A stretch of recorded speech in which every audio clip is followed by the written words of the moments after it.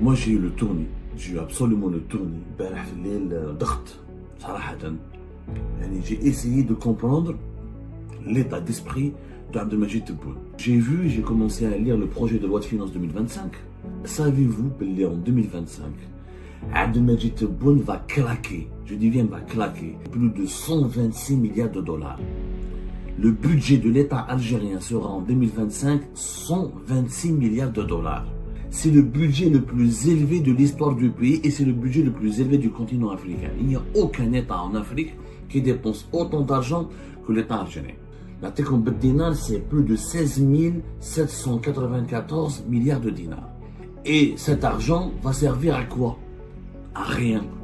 Tebboune a dépensé plus de 110 milliards de dollars en 2024. Le pays s'est révolutionné. Est-ce qu'on a lancé des nouveaux gros projets? Non. Est-ce qu'il y a eu des gratte-ciels, des grands tours, des marinas, des nouveaux trains grande vitesse, des nouvelles gares? Les salaires, le budget de fonctionnement de l'État. Tout part dans la bureaucratie. Moi j'ai eu le tournis. J'ai eu absolument le tournis. امبارح في الليل ضغط صراحة.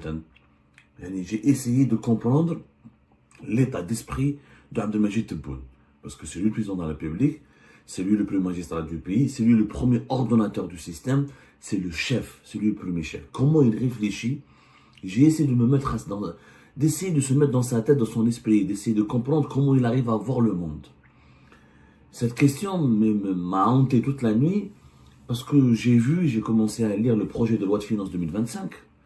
Les informations commencent à nous parvenir. Alors la loi de finances, vous savez qu'à partir de chaque septembre, octobre de la fin d'année, le Conseil des ministres, à travers le ministère des Finances et le gouvernement, travaille sur un projet de loi de finances qui va être ensuite proposé au Parlement avant d'être, une fois qu'il sera voté au Parlement au mois de novembre, au mois de décembre, il est censé être signé par le président de la République. La loi de finances, elle est aussi importante que la Constitution. L'économie, c'est la base d'un pays, d'une société. Ce n'est pas l'armée, ce n'est pas la croyance, ce n'est pas la religion. Ce qui nous fait vivre tous ensemble, c'est l'économie. C'est la monnaie, c'est le commerce, c'est les transactions économiques, c'est les échanges économiques, c'est le bien matériel, c'est la distribution des marchandises et des services. C'est ça la base de la vie ensemble. Parce qu'on peut avoir les mêmes valeurs, les mêmes croyances. Si on est dans la misère, dans la pauvreté, on ne peut pas vivre ensemble. Bon, la loi de finances, c'est le pilier d'un pays. C'est ce qu'un État va dépenser, va investir. C'est comment l'État va utiliser de l'argent public pour développer, pour assurer la sécurité, la stabilité, la tranquillité et la croissance de l'économie du pays, et comment gérer les services publics de base et comment gouverner un pays. Tout est basé sur la loi de finances. La loi de finances, c'est le pilier de la gouvernance d'un pays. Chaque fin d'année, on fait des lois de finances. Ça, c'est donc dans tous les pays du monde. À la fin de l'année, ça change les procédures, les processus changent d'un pays à l'autre.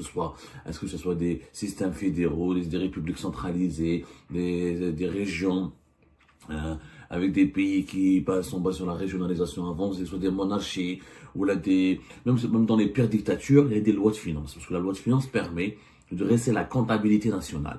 C'est-à-dire de dire, voilà, combien je vais dépenser, combien je vais investir, combien je vais utiliser comme argent pour atteindre tel objectif de croissance ou tel objectif pour couvrir les besoins de la population, pour développer le pays, pour assurer sa sécurité et couvrir ses besoins. La loi de finances 2025 en Algérie, elle est en cours de préparation. Elle est censée être signée par Abdelmajid Tebboune avant fin décembre 2024. Et elle sera prête normalement début décembre, parce qu'elle va passer au Parlement. Le Conseil des ministres et le gouvernement, c'est bon, ils l'ont préparé. Et au mois de novembre, elle sera débattue avant d'être signée, au moins débattue au Parlement, ensuite au Conseil de la Nation, avant d'être signée. Ah bon, les débats en Algérie sont superficiels. Quelques petits amendements seront proposés par les députés et les sénateurs, mais l'essentiel du texte, une fois qu'il est validé par le Conseil des ministres, c'est très très rare en Algérie. Le gouvernement et le chef de l'État acceptent de remettre en cause, de corriger un article de la loi de finances parce que les députés et les sénateurs ont formulé des protestations. C'est extrêmement rare que ça peut arriver, mais le corps, l'esprit du texte, l'architecture globale du texte de la loi de finances reste la même. Qu'est-ce qu'on nous apprend? Savez-vous qu'en 2025, Abdelmajid Tebboune va claquer. Je dis bien va claquer. Et c'est pour ça que j'ai appelé cette émission le régime de toutes les folies. C'est devenu de la folie. Le régime Tebboune va claquer plus de 126 milliards de dollars. Le budget de l'État algérien sera en 2025 126 milliards de dollars. Vous savez ce que c'est que 126 milliards de dollars? c'est le budget le plus élevé de l'histoire du pays et c'est le budget le plus élevé du continent africain. Il n'y a aucun État en Afrique qui dépense autant d'argent que l'État algérien. Il n'y a pas tous les États, l'Égypte, le Niger. On en a parlé l'année dernière.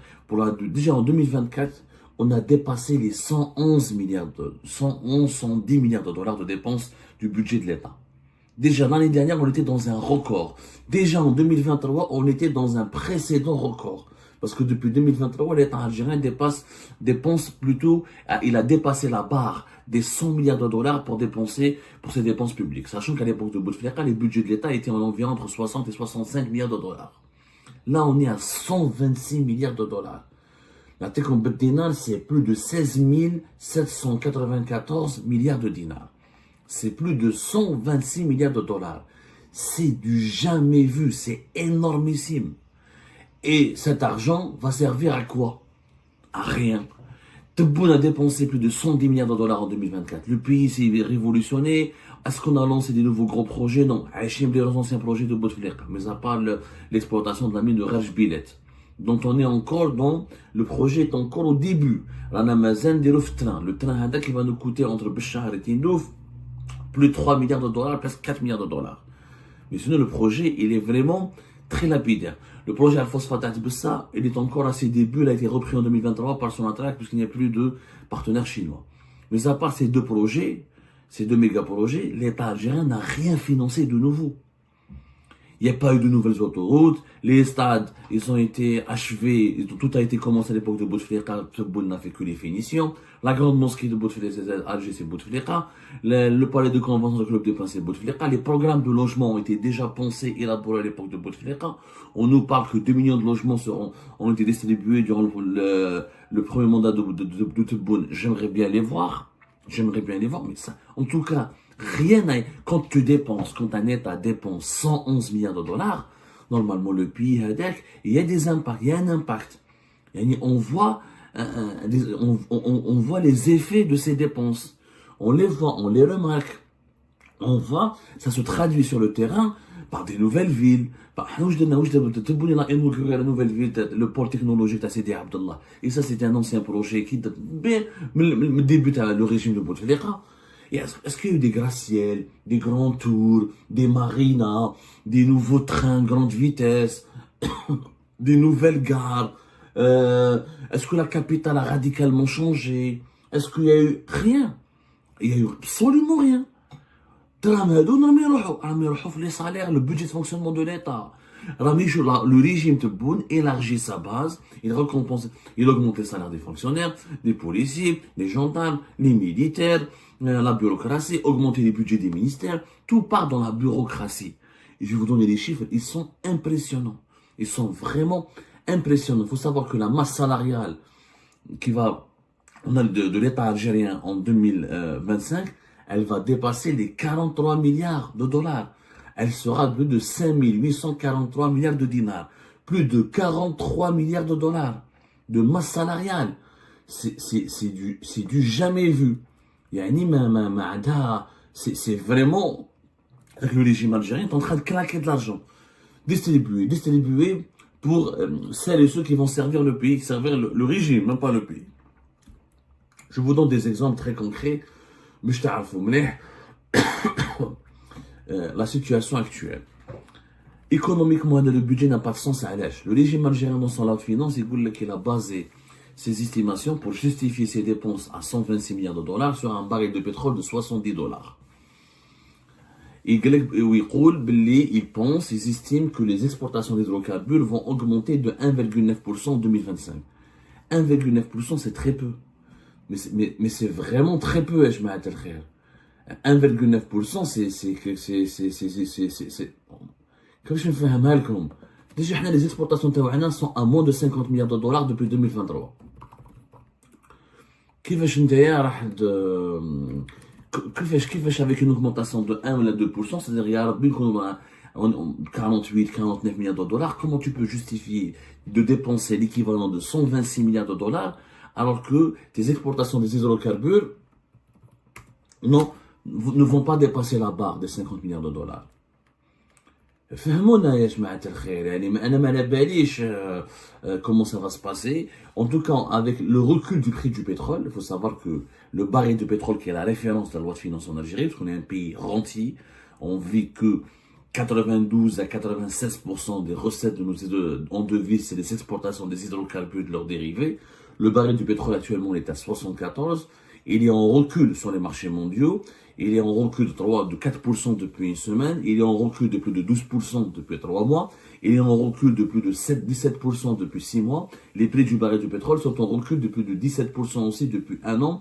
Et en recul de plus de 12% depuis 3 ans. Donc, si la référence TAC, c'est le baril du pétrole. Puisque les prix du baril du pétrole sont en train de reculer depuis 3 ans sur le marché mondial. Par rapport, c'est-à-dire depuis le début, on a dépassé, le monde a survécu à dépasser la crise énergétique de l'Ukraine, de la guerre en Ukraine, la crise énergétique provoquée par la guerre en Ukraine. Rappelez-vous, durant toute l'année 2022, les prix du pétrole ont augmenté, ont atteint plus de $100. On a eu des augmentations de 50 à 60% d'un coup. Les États pétroliers se sont enrichis. Mais maintenant, nous sommes en 2025. En 2023 et 2024, les prix du pétrole ont totalement chuté parce que d'autres pays, il y a eu des mécanismes qui ont été trouvés. L'économie mondiale a survécu, a résisté au choc de la guerre économique et énergétique provoquée par la guerre en Ukraine. Et il y a eu d'autres fournisseurs, les États-Unis d'Amérique, l'Arabie Saoudite, notamment les États-Unis d'Amérique avec le pétrole de schiste, etc. Et l'accord de l'OPEP+, a fait en sorte que ils ont réussi à maintenir la production, à juguler entre la demande et l'offre pour ramener les prix du pétrole à des prix raisonnables. Et puis la demande mondiale elle a baissé, et puis le développement des énergies renouvelables, et le développement d'un pas mal de paramètres économiques qui fait que, voilà, l'impact de la crise énergétique de l'Ukraine sur le marché mondial a été plus ou moins maîtrisé depuis deuxième semestre de l'année 2023.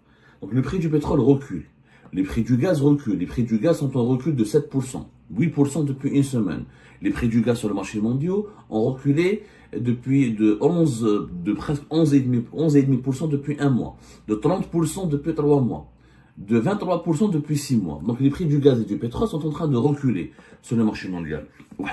Puis 2024, on ne va pas exporter plus de 50 milliards de dollars d'hydrocarbures, B47, 48, alors qu'en 2022, on a exporté, 2023 c'était presque 50, 2024 je veux dire, on va jamais exporter plus de 50, il y a B 46, 47 milliards de dollars d'exportation de pétrole et de gaz, alors que fait 2022, on a exporté pour plus de 60 milliards de dollars. Je vous donne ces chiffres pour vous expliquer que les dirigeants algériens, c'est même le pire des comptables, même le plus mauvais du comptable des villages, il ne peut pas faire ce genre de loi de finances, il ne peut pas faire ce genre de comptabilité. Qui je peux dire, ok, la référence TAC, c'est le baril du pétrole. Oh, le baril du pétrole recule depuis 2-3 ans. Et comment ça se fait que tu augmentes ton budget, alors que toi, ton budget, il est basé sur la référence du prix du pétrole? Puisque la référence TAC à la loi de finances en Algérie, c'est le baril du pétrole et du gaz, parce que le gaz est lié au pétrole, même s'il commence à prendre son indépendance sur certains marchés internationaux avec le développement du GNL, etc. Mais ça reste le baril du pétrole qui est la référence pour les pays producteurs d'hydrocarbures. Le baril du pétrole recule, donc ton budget devrait reculer. Donc n'importe quel comptable dit que c'est pas possible de justifier des dépenses de 126 milliards de dollars alors que toi tu vas exporter moins de 50 milliards de dollars. C'est pas possible. Ça va créer quoi? Ça va créer un déficit budgétaire extraordinaire. C'est-à-dire que la différence entre les dépenses et les recettes de l'État algérien vont exploser. On aura un déficit qui va dépasser apparemment les 61 milliards selon le calcul. Pour le moment, les déficits budgétaires pour l'année 2025 va dépasser les 61 milliards de dollars. 61,7 milliards de dollars.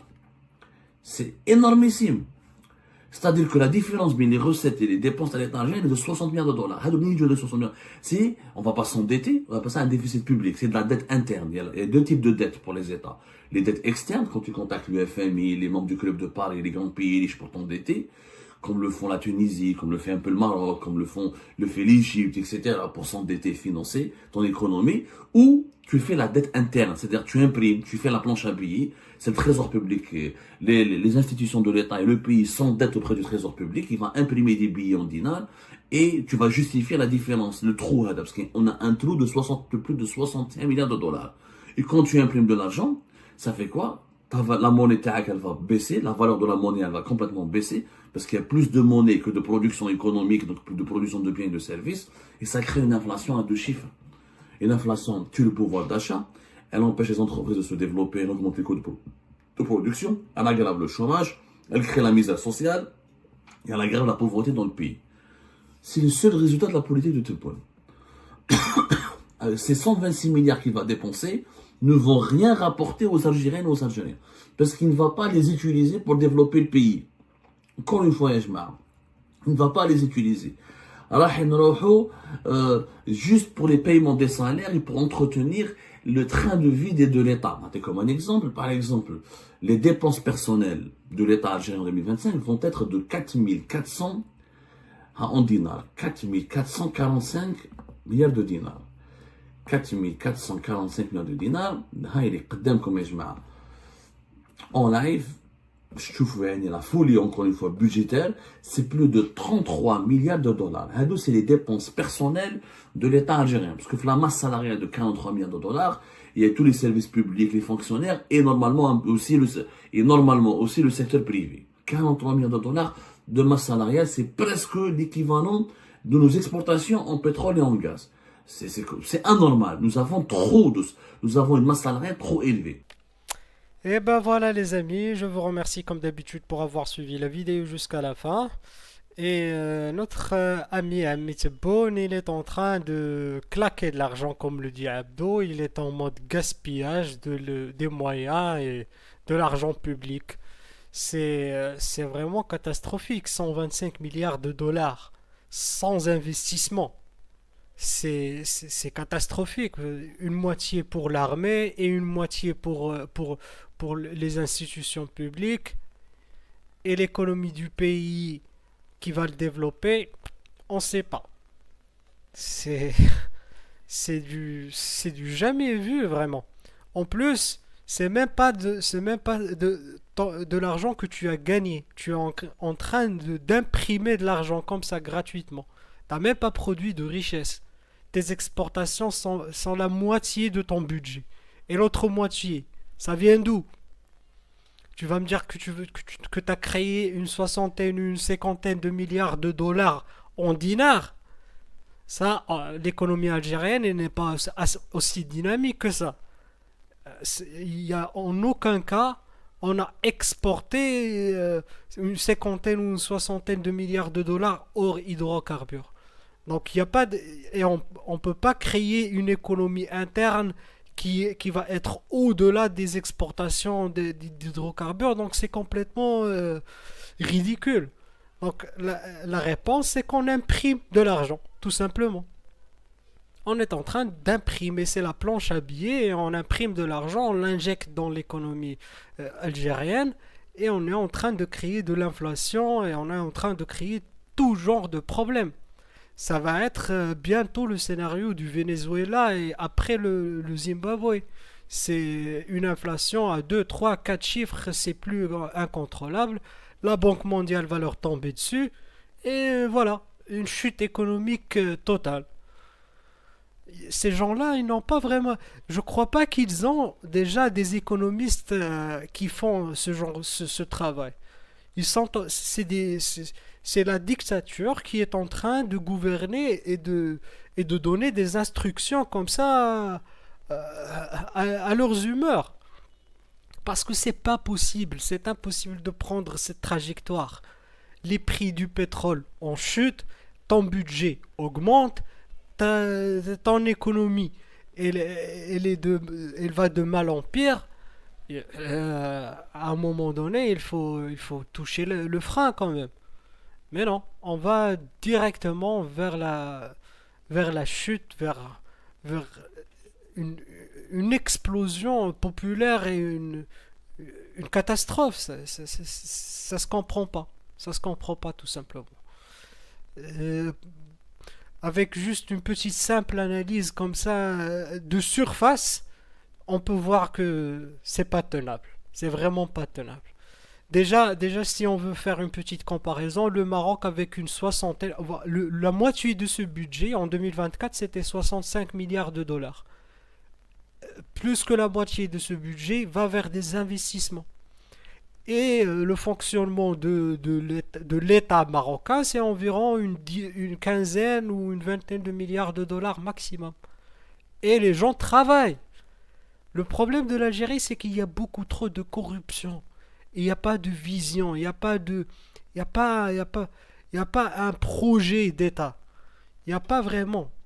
C'est juste, on est en train de survivre, de prendre de prendre l'argent de la rente pétrolière, de distribuer, acheter un semblant de paix sociale et continuer à, à s'augmenter sa propre fortune et à remplir ses poches d'argent.